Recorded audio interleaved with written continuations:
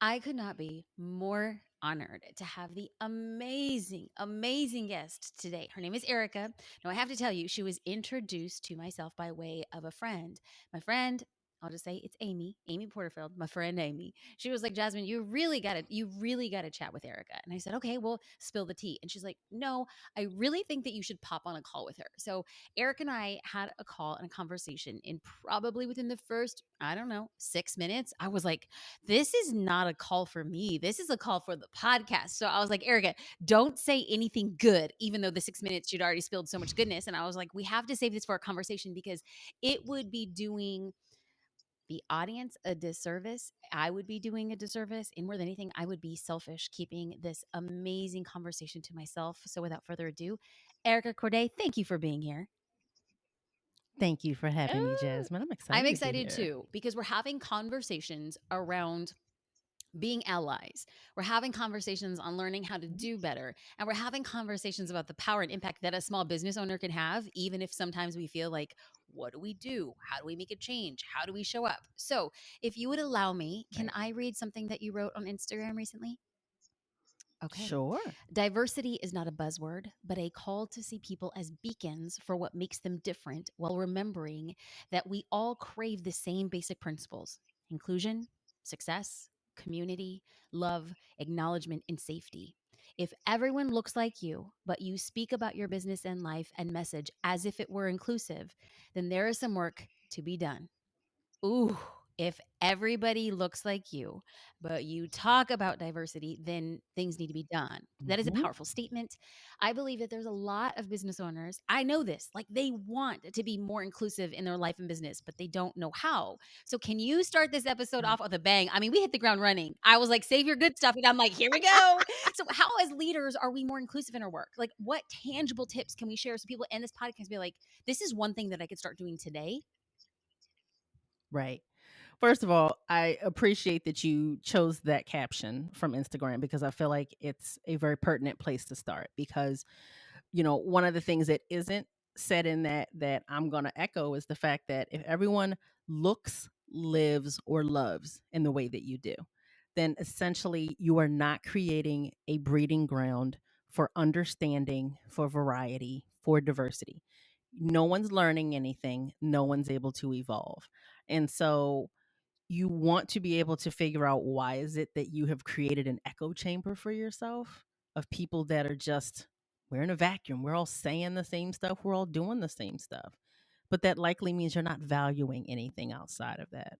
And so being able to question for yourself, why is it that everyone here is just a copy of the same? Is it that somewhere I'm afraid of something being different? Is there something that I was programmed to believe that now has to get questioned? And what does that say about me? I think it really is about starting with yourself and acknowledging if there is a lack of diversity and there's a lack of inclusion in any way, shape, or form. What is it that you maybe are nervous or afraid about Mm. to step out of that So box? what if somebody might have listened to that and it hits them so I had a conversation with a friend earlier today, and they were calling the gut your second brain. So when people say, oh, it's a gut reaction, it's actually science is getting closer and closer to us knowing that our gut is also a strong place of intuition. So what you just said, somebody might hear that Right. and be like, maybe I am subconsciously nervous or afraid or worried of something. And then they can go in down that place of exploration. But there could be somebody who's like, Right. I'm not afraid. I'm not afraid. What if for people who have small businesses and slowly expanding teams, and you're just like, well, what if everybody looks like me happens to apply? Like, what is it about my business that's not attracting different colors, ethnicities, races, creeds, makeups? Like, what then does the business owner who Hmm. says, I'm not afraid, but where do I begin? Because I'm taking what is coming to me. What do you say in that situation? You have to start with your values because your values are where everything stems from. Because if your values are not set up in a way that they are going to attract different types of people to feel as though they resonate with it, I'm going to be relatively safe because nobody else can decide if they're safe there but that Right. individual. But you've created an environment that's relatively safe.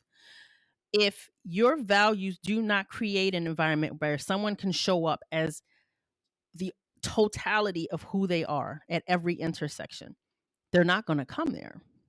Because the first thing that I find happen is when people are like, well, I don't have that diversity. I'm not afraid and I don't have it. Well, is it about you not having it, or is it that people don't want to come to you because somehow you have not addressed them? You have not spoken to them. You have not addressed their needs. You're not in conversation with them. You decided what they needed and your answer fell short. And so you are deciding what that is. Or are you open to receiving what the actual answer to that is and finding out what's happening with your values as to whether or not you're the one that maybe needs to address some things and to realign Mm. to be able to be the person that is going to call that in, because it's not about you. So, if there is a business owner who does want to expand and wants to really do a diagnostic of, are my values in alignment to attracting the key players that I want for diversity, where does that person begin? Mhm. Like, what's one place that they can be like, this is a concrete place to start? My Eh! podcast, to be totally honest.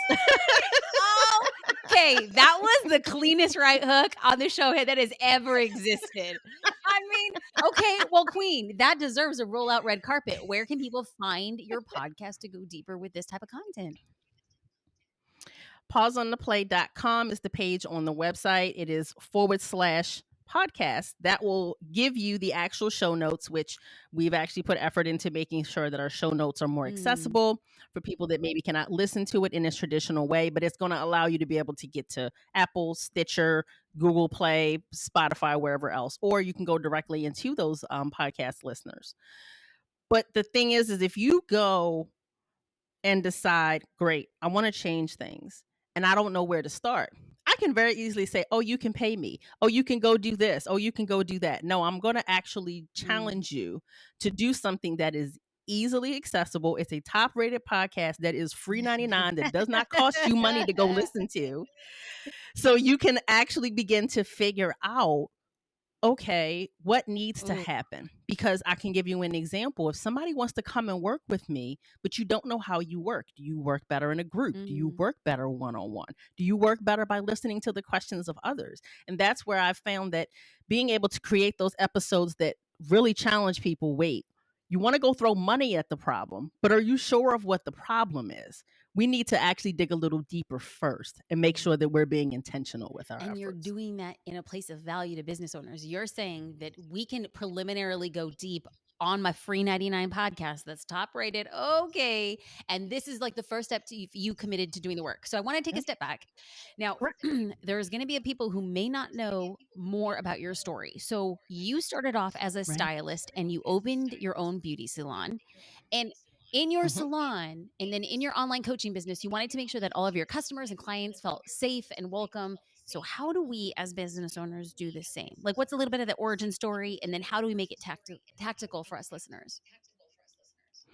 One of the things that I found was true for me when I worked in the beauty space, as well as now being in the coaching and consulting space, was that it was important for people to feel as though they could be safe, they could be transparent, and they could actually receive what they were there for. When I was in the beauty space and it was around weddings, they knew that if they were a same sex couple, they didn't want to be judged. They didn't want to feel as though they might be physically unsafe. And they wanted to know that their love was going to be respected and they weren't treated like a dollar sign. And if somebody then wants to come in and work with me now, what I've brought with me as I've evolved is that I want you to know that I see you as a human. I don't think that you are less than because you don't know. I'm not going to put you in a position where I'm going to beat you over the head because you're a terrible human because you weren't doing these things before. You didn't know what you didn't know, and now you do. And so that sense of I am honoring who you are and where you are and what can I do to support you has really come through not only me being a salon owner and a beauty owner in a few different ways, because again, it was hair, it was makeup, I partnered with Dior, like I've done a lot of things in that space. But when I realized that that was a huge chunk of how I operated in life, then when I moved into coaching and consulting, it made perfect sense of like, I've always supported people in Mm, this way. I've always wanted you to know that you could be who and how you are. And I've always respected and revered people to be human. and to know that it is safe to be transparent. And that is what I really try to bring through in what I do, because very often before I started the work that I do, I heard people that would take in DEI or anti-racism work and they were like, I love this content, but I could never say anything in these spaces because I'm Mm, afraid. And I knew that for me, it was important to let people know that you don't have to do this perfectly. And that if we're not in conversation, what's the mm, point? You need to be able to be in conversation with other people, again, that don't look, live, or love like you. And it just has to start somewhere. But being able to have a place to do that and to know that it's possible is a huge piece of ever being able to have that facilitated. mm. So when you talk about fear, about people showing up or afraid that they're going to say the wrong thing, and it's coming from a good place. They don't want to hurt anybody. They don't want to offend anybody. But it's often that the silence ricochets off walls that have been put up to keep us away from each other. And I remember having a Right. conversation inside of the social curator group. This was in the summer of 2020 after the murder of George Floyd. And there was so much pressure on business owners who wanted to show up, who wanted to help. And they didn't know what to say for fear of saying something wrong. Now, you talk about the importance of being an imperfect ally. What does it mean? And what are some Mhm. examples of people who were imperfect and then people rallied around them to teach them, coach them? Like, I think that a lot of people are afraid to step out and make a statement to be like, "Hey," and then everybody who they're trying to be an ally for are like, "You did it wrong. That's not cool." How do you be an imperfect ally, and then how do we get the support afterwards to continue to iterate and grow? Being an imperfect ally does not have a true script, but it does require you to be in action. That's the biggest piece Mm, of it. And you have to be willing to get it wrong. You have to be willing to say, I screwed up. As I call it, I ate some Nike, put my foot in my mouth, and and I acknowledge that I mm, messed up. I apologized. I'm going to do my own emotional labor to figure out where I need to be mhm, better, and I'm not going to utilize this as an mhm, excuse to mhm, stop. I'm not going to let this be the reason why I don't keep mhm, going. And so the biggest thing with that is just understanding that the imperfection is what I want people to understand. You don't have to do this mhm, perfectly. Some of the ways that I saw people shifting the narrative out of this is about me and putting it into perspective of this is who I am here to support. This is who I want to amplify. This is who I want to remove the ownership of having to do it all from, is saying, hey, if you're looking for some people to educate you on what's happening, here's some places you can mhm, go. Go pay these brown people. Um, or when it was the tragic murders in mhm, Atlanta and the AAPI community, it's like, hey, support someone that belongs in this community. Here's some people that you can learn from. Here are some people that you can take in content from. Here are some people doing amazing things. So sometimes it's about the incident, and sometimes it's about amplifying the mhm, community that was affected by the incident. We have a client that we work with, MBI, and we supported them in being able to set up. We shifted their scholarship program into an awards program. So they are supporting people that belong to the LGBTQIA plus and BIPOC communities. They prioritize getting awards to them. And it shifts scholarships to awards because it goes from, hey, you don't have money, to I want to award you with this so that you can take it back to communities that don't have easy access to mhm, this. So we want to prioritize giving a method of healing to a community that can benefit from that healing. And so being able to shift that, my business partner and I, India Jackson, this is through Pause on the Play, when we were able to support them in that, that was an act of imperfect allyship, because they could have very easily had people say, you can't do this. Why are you doing it this way? And they simply were clear on what their values were, who they wanted to support, what they wanted that outcome to be. And it has exploded. And the impact that it has made is so mhm. humbling to really see it play out. So, one of the things that I want to go back and tap on that hit at a really good place was the permission to make an apology.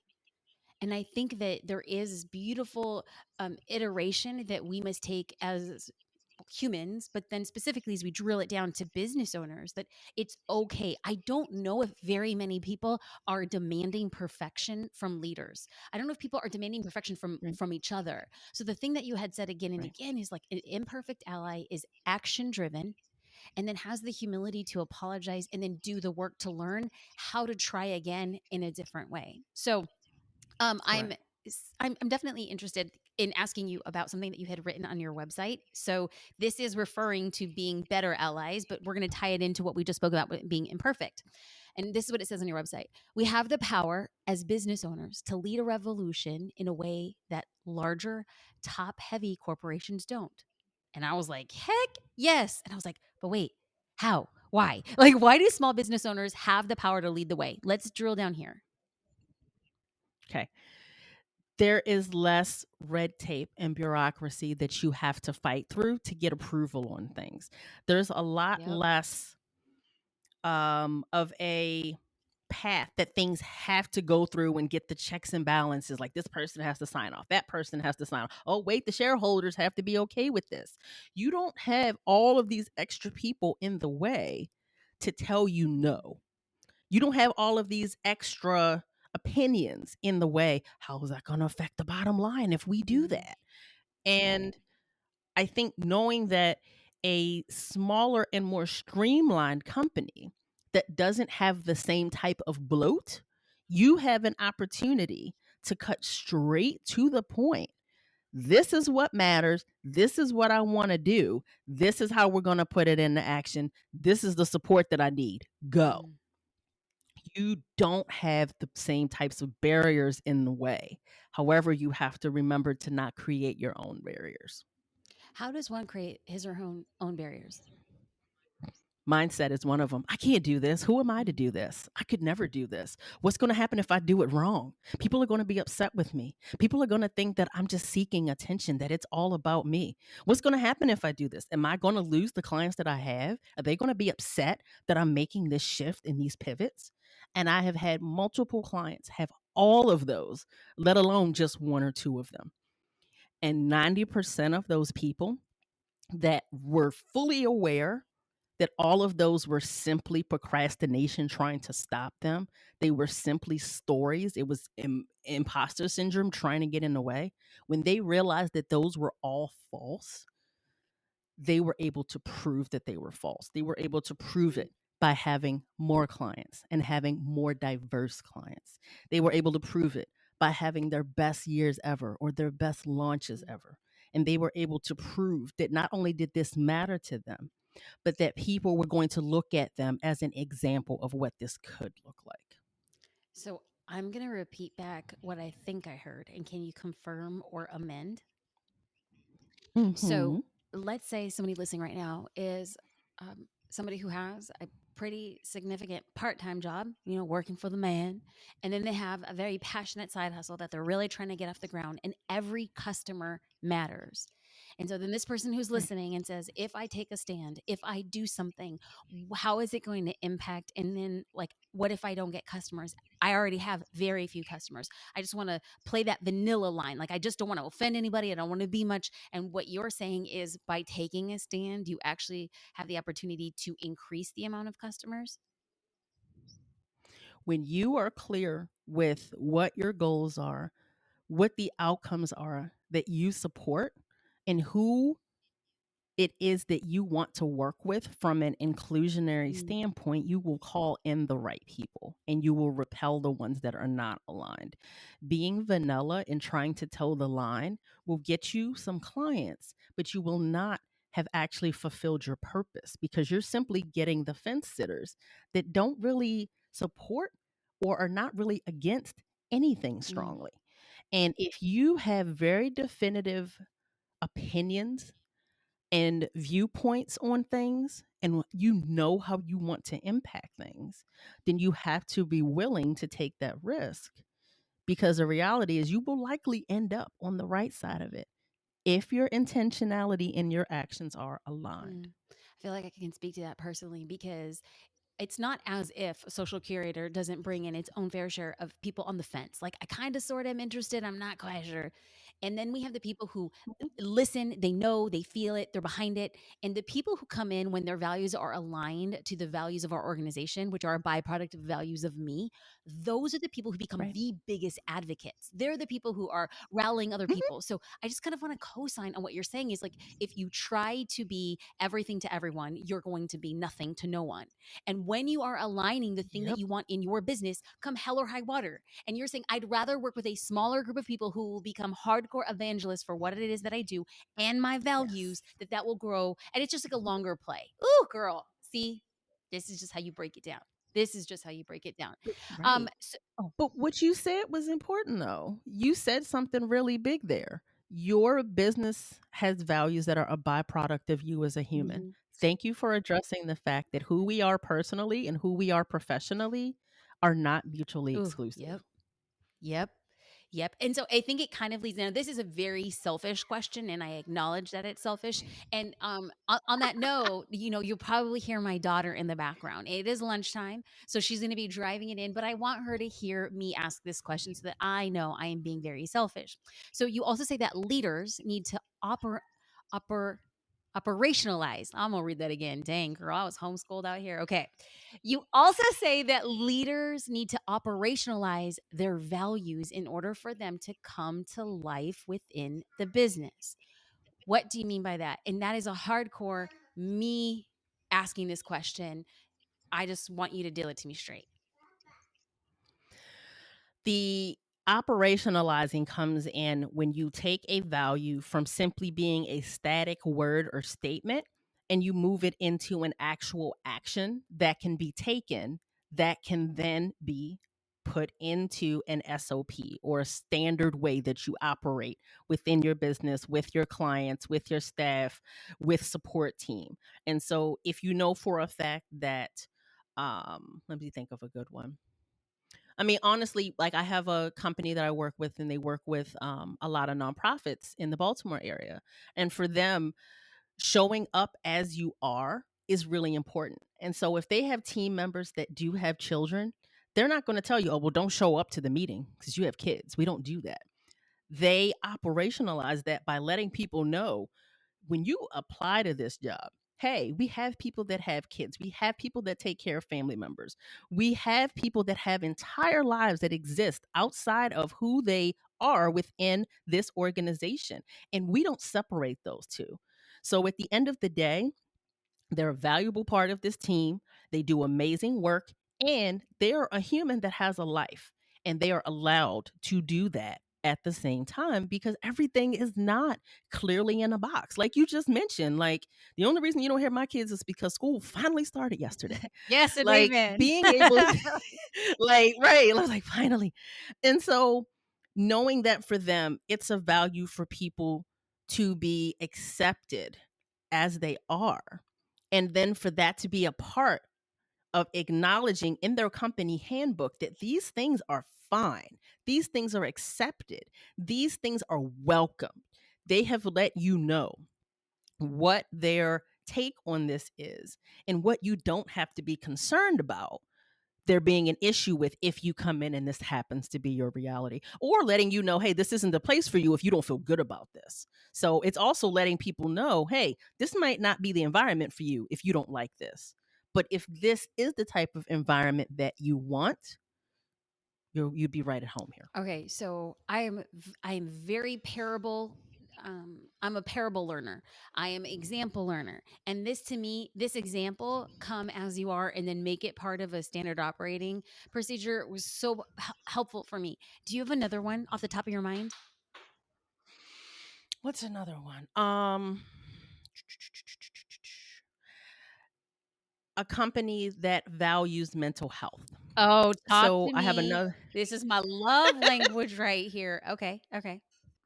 So I have an organization that I work with, and the beauty of it is that the work that I do with them, I'm able to see what happens in their Slack, and I see how they do work as a team, and I know that they are given one mental health day a month So to do take, we, girl.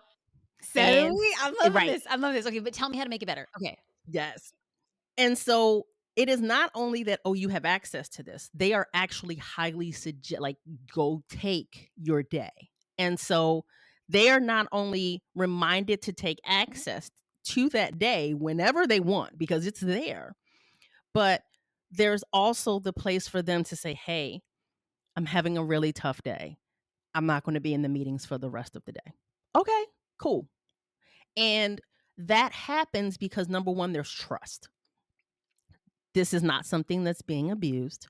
And these people that are saying this, them being okay is prioritized over their output.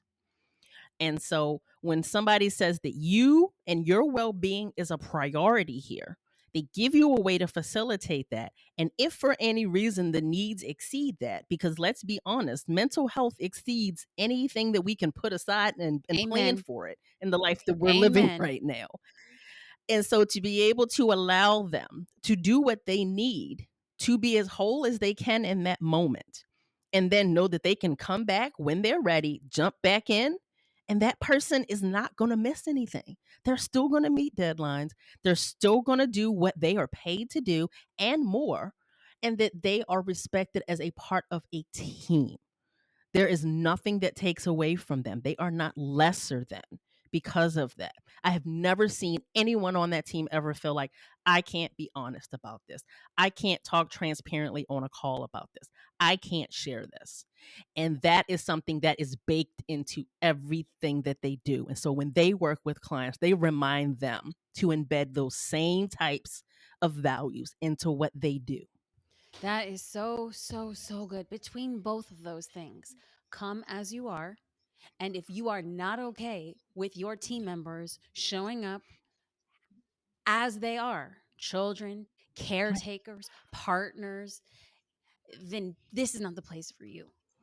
Right. Prioritize mental health. If you need to work with a particular team member on any given day, on any given time of the month, then this is probably not the day for this is probably not the company for you. So by putting in these really beautiful processes that see people as humans and as team members, that's how you're operationalized. Man, I'm not like listen, I'm not exactly there, but I'm so much farther than I have been in the past, and just you adding that Right. light, adding being a beacon.